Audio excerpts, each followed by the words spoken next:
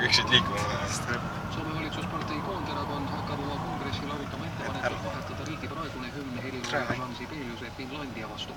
Koonderakonna noortekogu leiab, et Finlandia sõnad toovad paremini esile soomlaste isaduse ja isamaa armastuse. Võiks uue hümni võtta kasutusele järgmisel aastal, kui Soome tähistab iseseisvuse 100. sünnipäeva. Nii Saudi-Araabias tulistas värske isa meesarsti, kes oli tema naist sünnituse varganud. Mees tulistas kohtunud seetõttu, kui oli tema naist halvasti mõjunud. Juhtum leidis sotsiaalmeedias elavat vastukaelamist. Lähe kuskil. Homne ilm Eestimaal on vähese ja vahelduva pilvisusega ning sajuta, mis tähendab seda, et suur, mõne pool äärmiselt suur tuleoht.